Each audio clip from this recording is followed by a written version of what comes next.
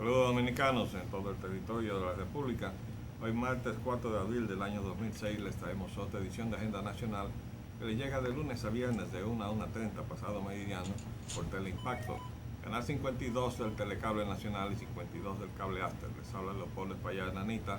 Para llevar adelante el programa haremos como siempre comentarios en el plano nacional e internacional de los temas políticos y económicos. El país sigue apagado. Un recordatorio al gobierno de la República de que no tiene otras prioridades en términos de gasto del Estado, del dinero de los contribuyentes, que no sea rescatar el sistema eléctrico nacional, que es de utilidad pública de acuerdo con una ley de 1935, para que deje de ser esta plaga que inhibe la condición y calidad de vida de los dominicanos y por tanto también la capacidad de competir del aparato productivo nacional en ese desafío que se le quiere plantear de ir a competir con quienes no tienen problemas de ninguna especie. Tenemos un desastre que se llama Verizon, que ahora ha cambiado de dueño. Indotel tiene que intervenir muy de cerca con esa empresa. Verizon tiene un equipo humano muy bien adiestrado para recibir las llamadas y las quejas de los clientes. Es cortés, está bien adiestrado, uno se da cuenta, pide excusas por el tiempo que tienen a uno esperando cuando están consultando algo, pero de ahí en adelante todo termina. Lo que debe seguir de ahí en cuanto a solución de problemas, etcétera, ese es otro mundo. Ahí comenzaron por hacer contratos, empresas contratistas. Verizon llegó a contratar incluso hasta el personal que cobraba. Recuerdo haber ido a más de un lugar de pago de las facturas de teléfono y el personal que estaba ahí en el mostrador no era personal de la empresa. Y el personal que sale a hacer los trabajos de campo también era personal contratado. Ya eso cambió de un tiempo a esta parte, porque nos ocupamos de preguntarle al personal cuando llega a hacer cualquier trabajo a nuestra residencia: ¿usted es personal de la empresa o usted es personal contratado? Y parece que ya de un tiempo a esta parte se dieron cuenta que tenían que volver a su personal de nómina para poder responder de la calidad del servicio. Pero aún así, la empresa se da 3 días laborables para resolver cualquier problema que ella misma crea. Y es el caso que tenemos con la suspensión de una línea telefónica que va a darnos el servicio de la computadora, con el internet, con la correspondencia electrónica y con el servicio de teléfono también. Bueno, pues reportamos eso desde la medianoche del lunes y todavía estamos sin el servicio. Y nos dicen que tenemos que esperar 3 días porque ellos se dan el máximo de plazo que nadie le puso en el contrato. Yo no le firmé nada de eso a esta gente. Se lo han puesto ellos mismos. 3 días para contestarle. 3 días. Pero ese es el plazo máximo. El plazo mínimo de la eficiencia, ese no lo llena esa empresa. Y hay que buscar alguna regulación. Vamos a dirigirnos a Indotel, nos vamos a quejar formalmente, porque no es posible que los clientes que estamos obligados a pagar ese servicio, que es caro, tengamos que aguantar un servicio de atención a nuestras necesidades o de responder de lo que pagamos tan malo como el que da Verizon. Ahora ha cambiado de dueño, lo ha comprado una empresa mexicana. No sabemos si eso va a mejorar o va a empeorar la situación. Vamos a ver. Entre tanto dice que pagaron 2.100 millones de dólares por Verizon República Dominicana y venden Telefónica Verizon al magnate mexicano Slim. Bueno, buena suerte acompaña a los dominicanos. Tenemos que hacer un comentario sobre la Semana Santa que ya se aproxima en las playas dominicanas. En primer lugar, porque ya es inevitable que la Semana Santa es utilizada para irse de asueto, generalmente hacia las playas y hacia los hoteles de turismo.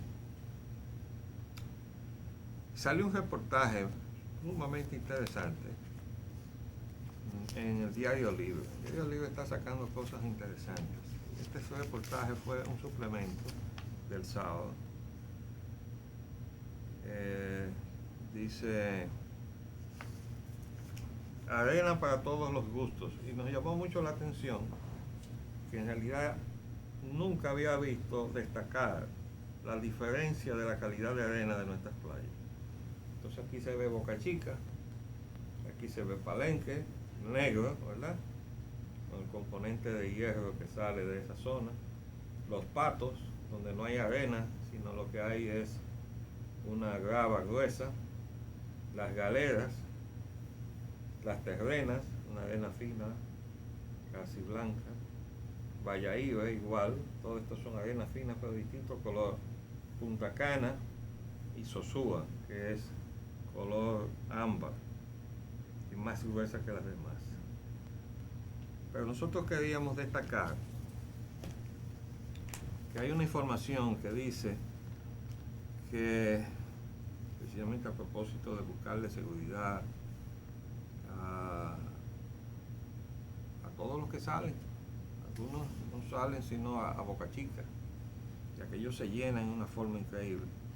Dice que el COE clausura 121 playas y balnearios. Ese es el Centro de Operaciones de Emergencia, que integra una serie de entidades para tratar de salvaguardar a los que salen en ese asueto, no solamente en las playas, sino también en las carreteras, etcétera. A veces con más o menos éxito, sobre todo en el asunto de las carreteras. Pero oigan la lista de las playas cerradas. Dice: en el Distrito Nacional no podrá usarse la playa de Guivia. Asimismo queda prohibido el baño en el hoyo de la autopista Las Américas, Playa Manresa, Charco Mano Guayabo, Puente Palabé, el control de guaguas de Mano Guayabo, el 8 de la Victoria, Manantial La Victoria. Aquí hay baños que no son de playa, sino de ríos también. Manantial La Victoria, Pozo La Malena, que está por la cercanía de la autovía del Este, La Posita Cucama, el Pozo Bayaán, Bayona, la Poza de Ato Nuevo, La Mina en el Batey, Lechería y Balneario Suberví. Nos llama la atención,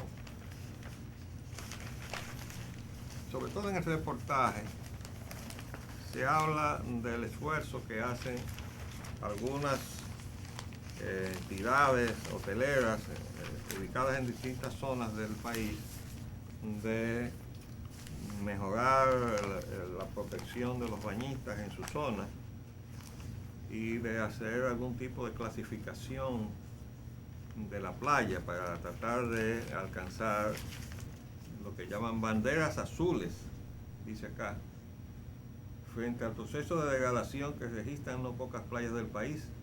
Se registran las iniciativas que buscan revertir el fenómeno. Comunidades costeras, de la mano de hoteleros y organizaciones no gubernamentales, aunan esfuerzos para conseguir que sus playas consigan una bandera azul, una certificación de calidad que ya obtuvo Bayahibe en noviembre del 2004 y que supone colocarse en el mapa turístico de la más alta calidad internacional. Entonces, ahí hay una lista de las cosas que tratan de conjugarse para que se califique una playa como bandera azul. Nos llama la atención que no he vuelto a oír mencionar desde hace muchos años en que vimos un artículo del entonces Comodoro Alberto Albelo de la Marina de Guerra sobre un efecto que se llama Riptide, que es un peligro para la vida de los bañistas en las playas de mar marítimo. Se trata de las zonas donde hay arrecifes barreras de arrecife que no es continua, sino que queda interrumpida. Entonces cuando el oleaje viene, pasa por encima de la barrera de arrecifes, golpea la playa y retrocede otra vez hacia el alta mar. Pero cuando retrocede el oleaje, sale en el sitio donde el arrecife está descontinuado, es decir, hay una boca.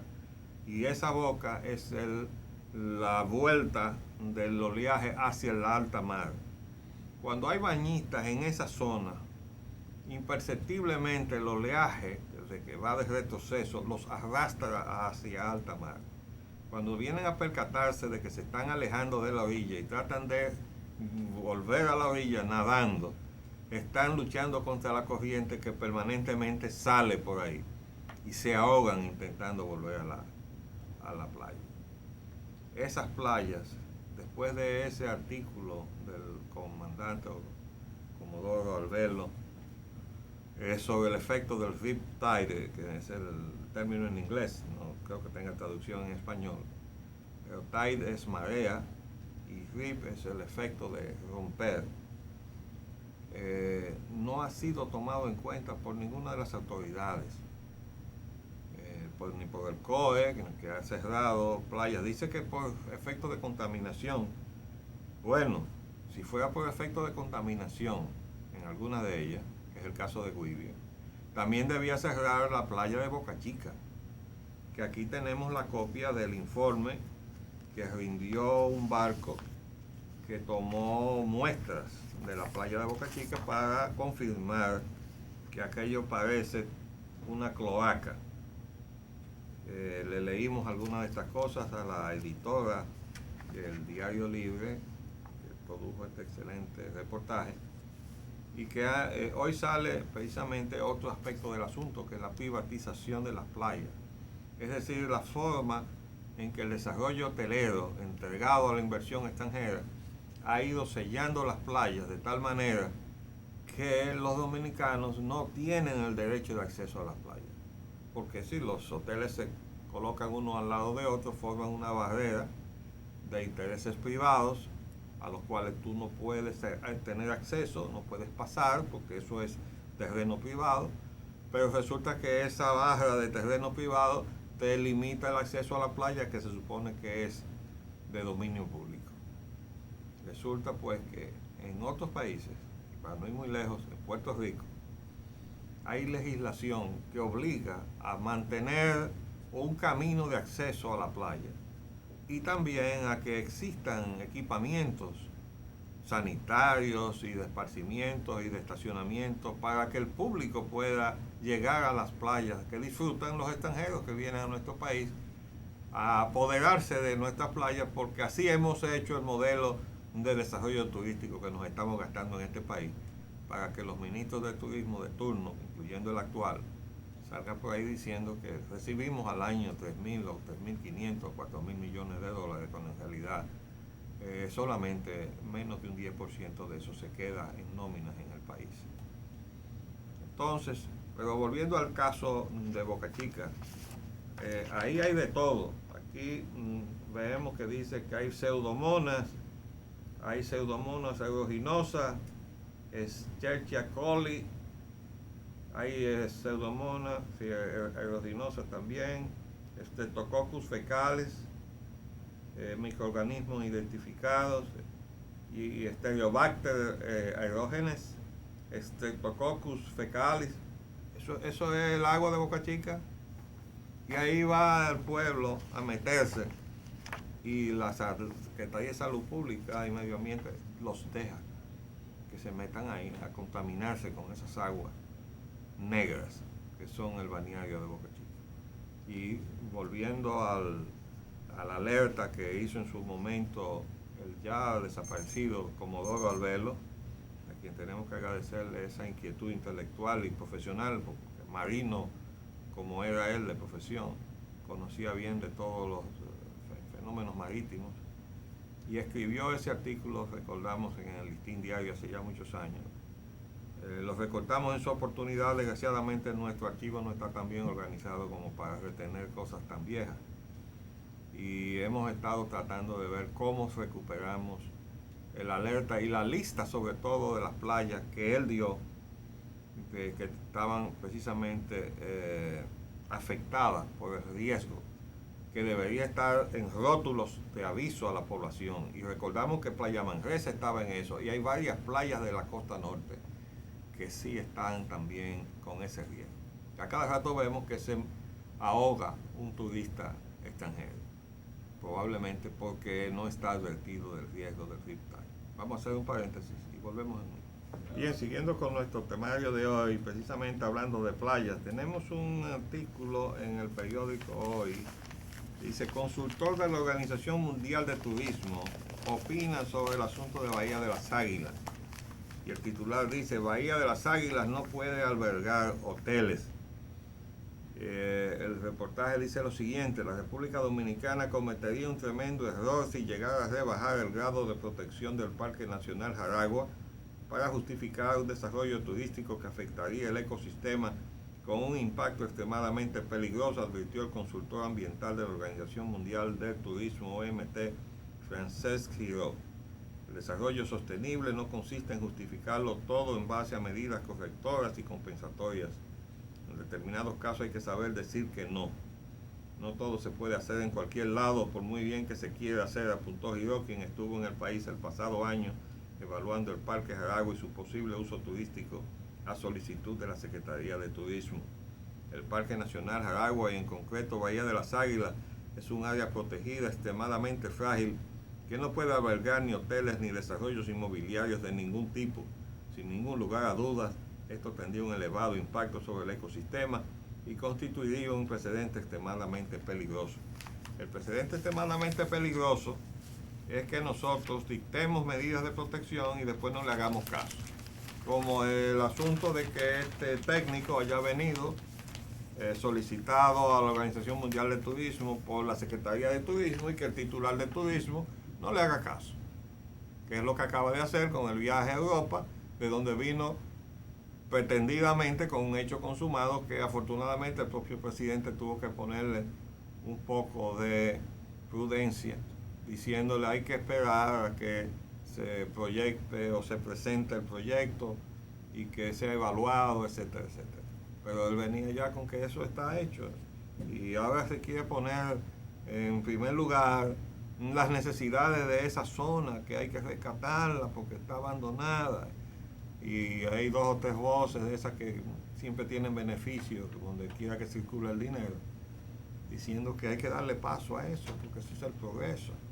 Bueno, ahí tienen la opinión del experto de la Organización Mundial de Turismo. En el tema internacional, ayer nos enteramos, y eso fue un aporte interesante que trajo el periódico El Nacional, la noticia de que en el 1962, cuando la crisis de los proyectiles, donde el presidente John F. Kennedy se enfrentó a la Unión Soviética para que sacara los proyectiles que estaban en Cuba, hubo un momento donde la situación pudo haber desembocado en la Tercera Guerra Mundial. Y los británicos se quejaban, y eso quedó en constancia por lo menos en sus archivos, de que Estados Unidos no les enteró absolutamente de nada. Es decir, Estados Unidos enfrentó solo el riesgo de la guerra, de una tercera guerra mundial. En las noticias sobre Estados Unidos, dice la prensa de hoy, hasta los republicanos acosan a Bush.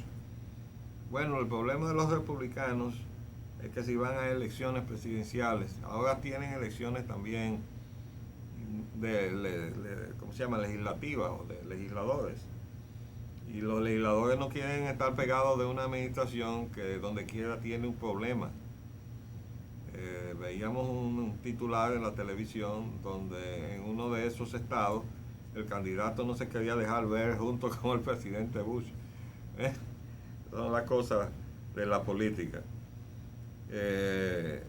Hay otra información, el Pentágono divulga otro lote de papeles, eso tiene que ver con el asunto de Guantánamo, y no de Guantánamo, sino de esa política que estrenó esta administración de recurrir a las peores prácticas de terrorismo y de los gobiernos y regímenes más deplorables de la historia de la humanidad en términos de atropello a la condición humana, porque eso es lo que ha estado haciendo precisamente los Estados Unidos. Y es lo que tiene realmente horrorizado a una parte de la sociedad norteamericana, que su propio gobierno haya podido incurrir en todo aquello que ellos han estado combatiendo de otros gobiernos hasta en guerras, ¿no? Y esas son las cosas que en algún momento hacen crisis. Pero de todas formas, instancias judiciales han obligado al Pentágono a descargar una cantidad de documentación, presionado también por algunos de los periódicos importantes de los Estados Unidos, que han ganado el pleito y han obligado al Pentágono a dar información de lo que han estado haciendo ahí en Guantánamo. Y probablemente en otros sitios, aunque todavía esa información no ha llegado al público. En el plano hemisférico,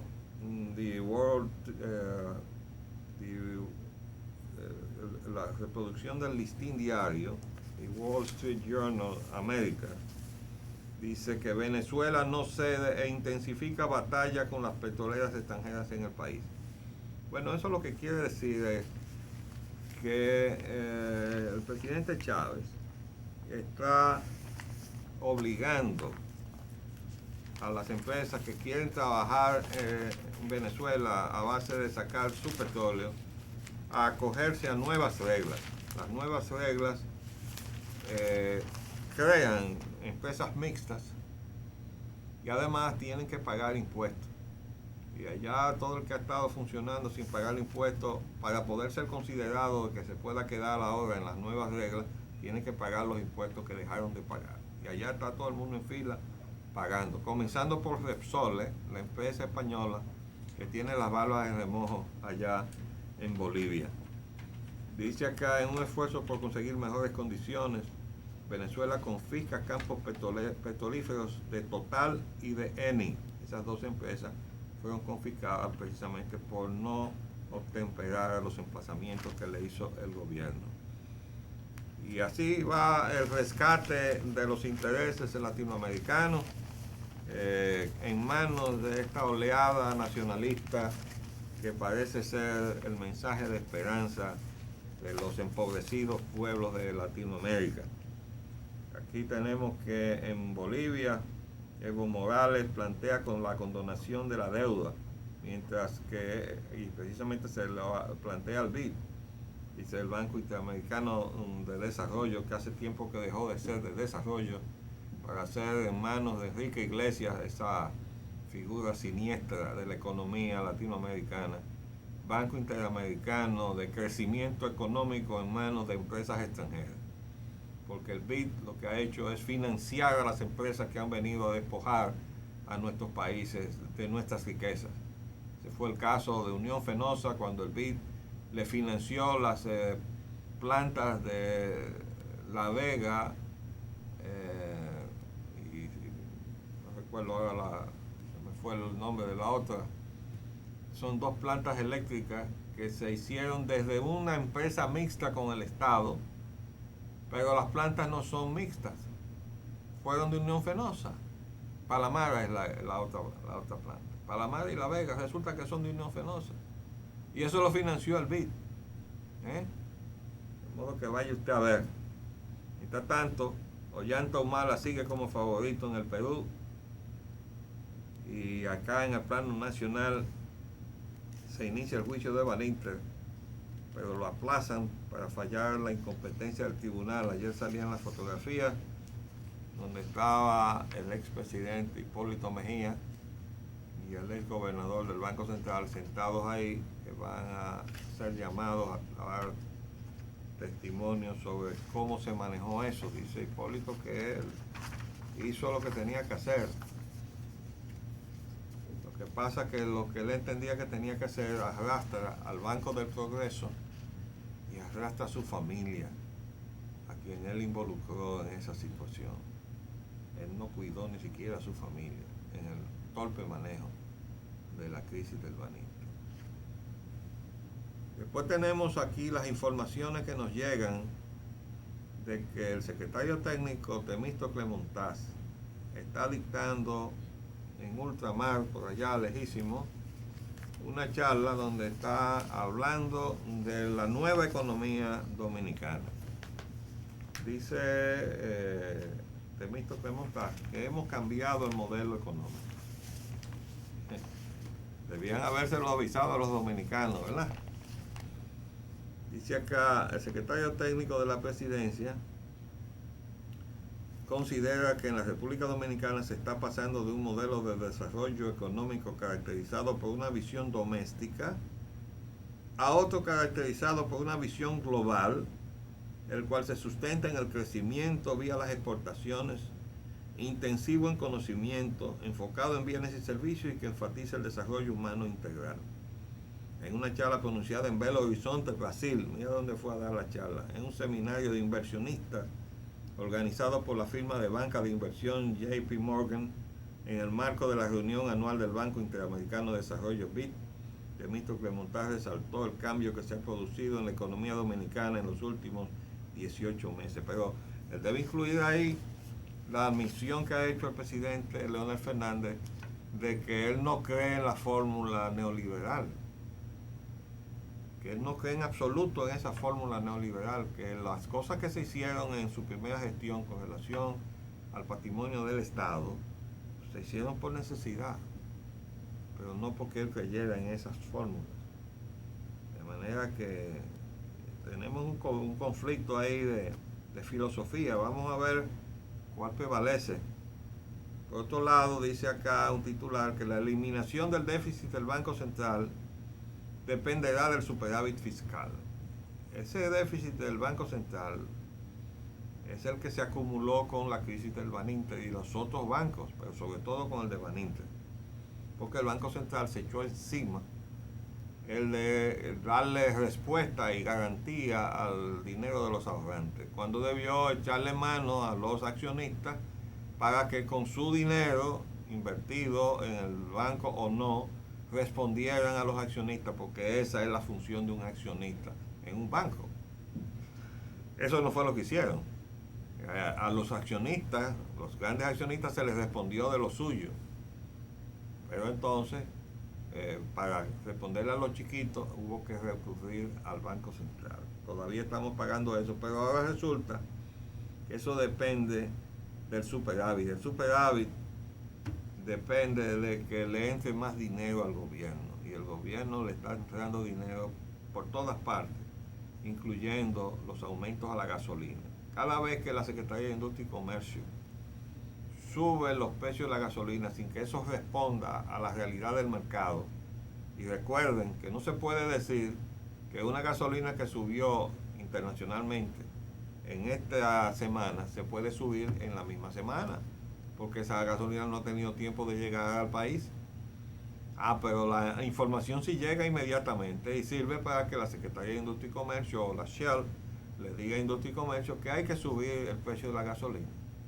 Entonces eso ingresa más dinero a la refinería, de la cual la Shell se queda a la mitad.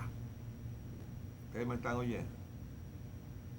Y es una barbaridad que si el Estado tiene que mejorar sus ingresos, le esté mejorando sus ingresos a la Shell. Eso será también hasta un día. Hay una queja en el reportaje del Nacional de ayer tarde, que en el COE dieron informaciones contradictorias con relación a la tragedia aérea, y es verdad, porque dijeron que iban a hacer una cosa y hicieron otra, luego dijeron que iban a ir a tal parte y fueron a otro sitio. Ahí está una crónica que tendrá que explicar la COE qué pasó. Y hoy sale una explicación también de Norge Botello desde la Dirección de Aeronáutica, diciendo que eso fue una imprudencia que hicieron esa gente, de salir a volar en mal tiempo. La verdad es que uno se pregunta qué hacía esa trayectoria de esa avioneta dirigida hacia la montaña, hacia dónde iban, cuál era el destino de ese vuelo, porque se suponía que iban al sur, entonces podían haber ido bordeando el mar, el litoral. Bueno, ya lo sabemos. Por otro lado, la UAS tiene problemas. Dice, hay una fotografía donde se ve todo el profesorado, la UAS en pie de guerra porque votó el profesorado en seguir en la huelga, apoyado ahora por la empleomanía y por algunos sectores estudiantiles que son realmente representantes de partidos políticos. Dice el rector, la UAS requeriría 833 millones de pesos para llenar las demandas que le están haciendo en este momento del 30% de incremento a los salarios. Ahí hay un problemita y vamos a avanzar una idea que creemos que tiene que ver con la forma en que el gobierno está haciendo su propio programa de ayuda a la UAS, y es que el gobierno decide qué hacer con el dinero y entonces decide hacer una serie de obras suntuarias mucho más allá de lo que la UAS necesita como lo que es la Universidad del Estado, la universidad pública, la más antigua del Nuevo Mundo. Pero las cosas que se vienen haciendo ahí y las que están proyectadas, y vimos un tremendo hueco en un solar, pues ahí es que piensan hacer una torre. ¿Y una torre para qué? Porque el dinero que le da el gobierno a la UAS se va en esas obras, grado a grado por el gobierno, de donde entonces los recursos que se asignan a la universidad, en lugar de ir a la docencia y a otras investigación y a otras labores académicas, se va en dar contratos de